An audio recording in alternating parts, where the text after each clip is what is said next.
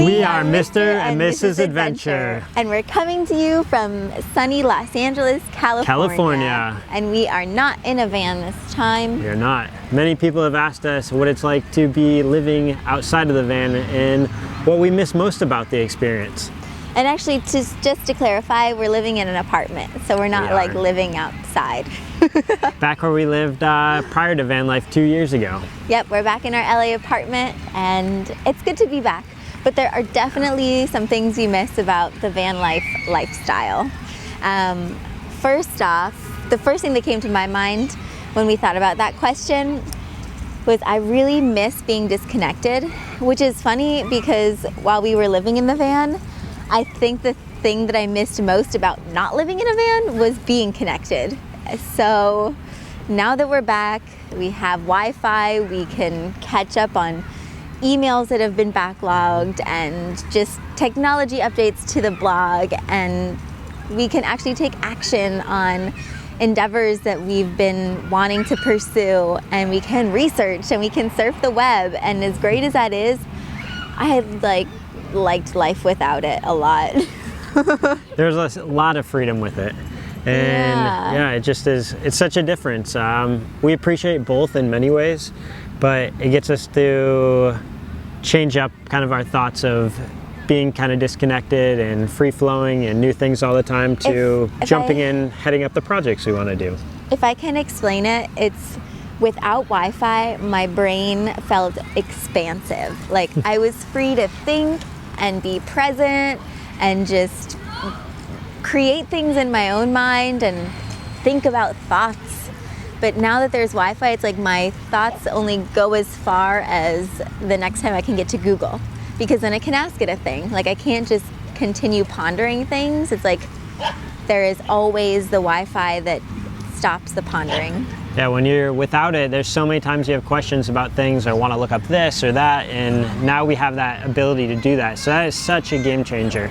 It's a crutch and it's a gift, so you know, it's a thing. Next up, Drew, you mentioned the freedom and excitement of new places. Every new place, there was always this sense of excitement and unexpected. What were you going to have happen there? And there was part of planning that went into that too. Some places we had more time to plan for, other places not so much. And so I think like it just was really this like fun thing that we were always like trying to get the latest information and try to figure out like where we could shop here or go there or hike this. And but as fun as that sounds, at the same time we were over it after a year of doing it. It was like, oh, we're someplace new. So what trying to find the purpose and meaning behind it sometimes. But although we always loved doing the most epic hikes and bike rides, and that was always like that's definitely missed right now. Yes. Yeah. But that was it's a twofold thing. Our favorite destinations were ones where we had epic adventures to embark on because we had a purpose, we had a vision, we were excited and inspired, and there was a ton of unknown, but the path was already laid, you know? And we definitely missed that. One of my things about the van that I miss most is the excitement that came with going to all these new places and the adventure that really was around every corner. Every place brought new hikes and new places to park the van and water and all these like questions. Questions, and it was all really amazing. It was a big adventure in itself. At the time, so I missed that kind of having four walls, and so it's Yeah, you miss that because we have four walls? Yes. Yeah, because those walls don't really move now. Because we were constantly on the move, and every day was a new place. Yeah, and at the time it seemed really exhausting, and we did become a little bit jaded at the end. But now looking back on it, now that we haven't moved for 2 months. A long time in our days. Yeah, like you get a little bit numb to the routine, which, I mean, our lives are still full of unknowns and stuff, but I would have to agree. I do miss that. Like the freedom you have because you don't know the answers, because you don't even know the questions yet, because you don't know where you are. And sometimes you're moving so fast that you can't always plan out the next, so it just adds to like the whole adventure. It's like, forget the guidebook, forget like any insight, let's just go for it. And there's a sense of excitement. You're living on the edge, and you don't have it's lists, great. You don't have to-do lists which brings me to my next point. Like, Hit up your next point. Tell us about it. I miss not having a to-do list because I'm really good at having to-do lists. Like, Brittany is type A personality, like oh my boom, boom, gosh. boom. Like, I have a giant white grease board in our kitchen that is color coded right now by like tasks and things that I want to learn how to do and goals that I have for the blog and people that I want to hang out with, and just it's endless. And so in the van there was no room for a giant white grease board of to-do lists. Yeah. I didn't write anything down. And keep in mind, the time we were in America and Canada in 2015 in the van, we were able to have a lot of these things because we were very connected. And taking the van adventure to Europe, it really disconnected us. And I think for the sense of self-growth and really like Letting go. letting go, focusing on the important things and spending time with each other and being spending time with present. ourselves and Yeah. just like reflecting and looking deep down in and what we really want to do. That gave Yeah. us a lot of time to really take a step back from the to-do list and fortunately at our age able to think about what we want in the rest of life. And in a way, you didn't need a to-do list because you were fulfilled by the moment. You weren't fulfilled by accomplishing the next thing, which was new for us. And again, it was freeing. Being on the road for so long, there's still your basic things you have to get done. Like you still have your to-dos of basic needs and fixing this and that, versus a vacation, you just kind Yeah. of let somebody else do it all and that's what you pay for. And when you're long-term traveling, you still have to live on the road and take care of matters, whether it's insurance or something broken or getting new clothes or shopping at the grocery store. So it changed the dynamic a lot. In a way, too, you learn how to trust yourself more with remembering what you have to do rather than thinking you have to write it down or you're going to forget it. Because if you don't fill the water tank of your van, you're going to know it. Or if you don't, find somewhere to buy groceries or find someone who speaks English to answer whatever pressing need it is that you have, like, it's all things that help in the immediate. Yeah. So again, being present is, you don't need a to-do list because you know what you need because you are where you are. Okay. All right.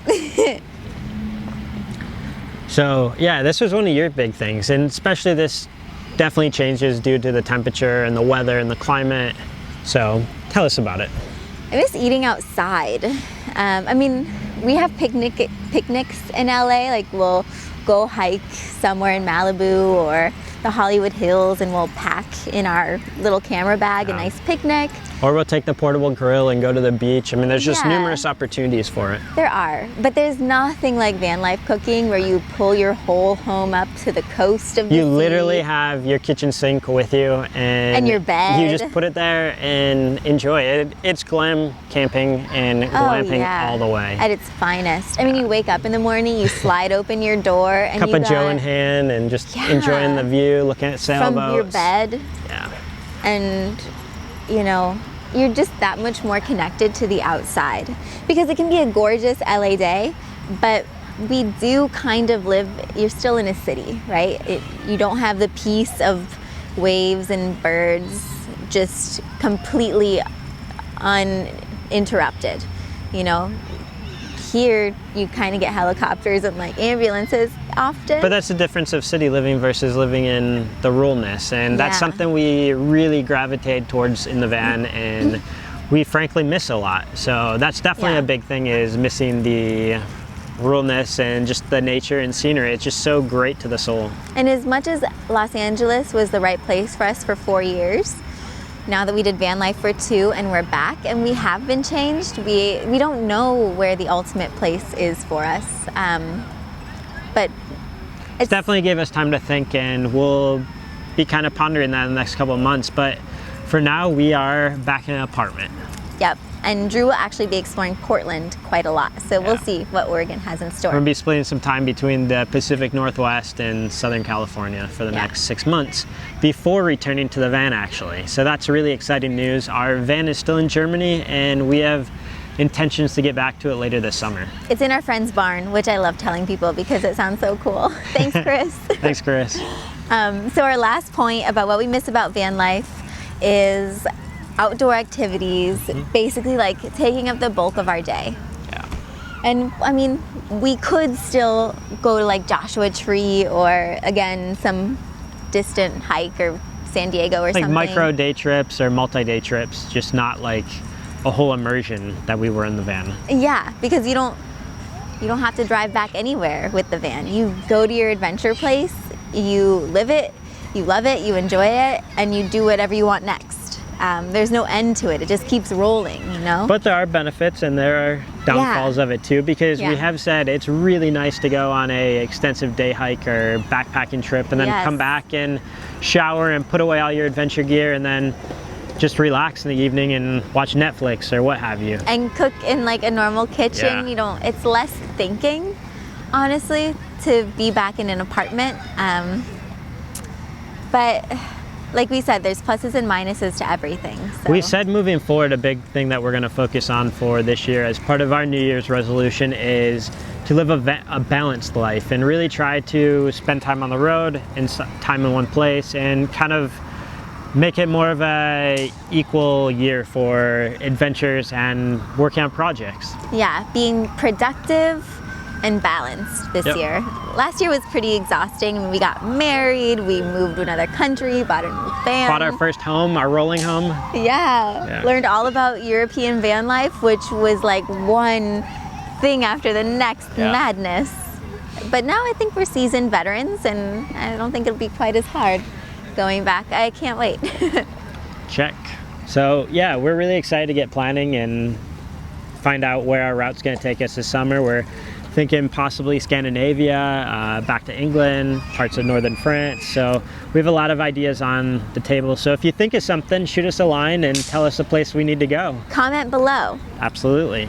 And stay tuned to the blog, mrandmrsadventure.com. Yep. And on Instagram, Mr. and Mrs. Adventure. We post like every day a Yep. new inspirational insight or a new destination that we loved or something about our relationship, which I loved living in a van with my husband. Yes, we learned a lot about each other. So Yeah, and I really appreciate him now. Not that I didn't before, but with more space, now I'm able to see a bit more clearly. and happiness really is true when it's shared. So we've really Yeah. kind of got to see that firsthand, and yep, it's been good. So I guess that's a wrap for now. Ciao. Thanks for following us. We Till really next time. appreciate you guys.